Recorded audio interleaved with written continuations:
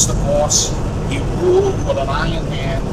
And if Vincent wanted in those days, he could put 1,000 shooters on the street if he wanted to. Make no mistake about it. The Genovese family was the strongest, most powerful family in the underworld in those days. Any way you wanted to measure that, in muscle, in power, in money, in connections, any way you wanted to measure that group, they were the top of the line.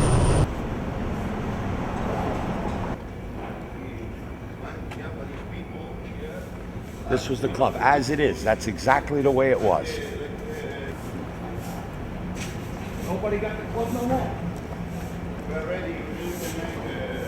Is it for rent? Is it for rent? Let's go.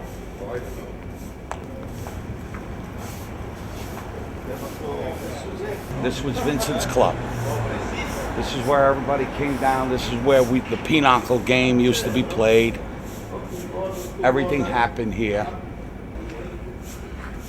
I think the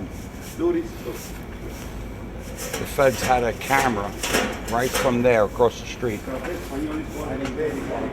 If you were a wise guy and you fucked around with drugs, he'd whack you in a minute.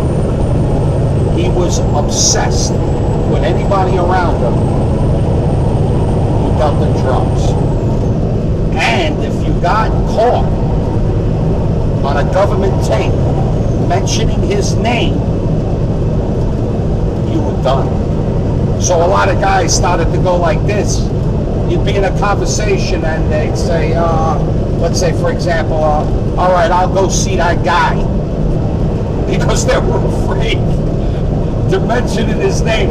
God forbid some listening device would pick that up and it would wind up being presented as evidence in a courtroom in a trial, and he'd find out about it. You were cooked goose.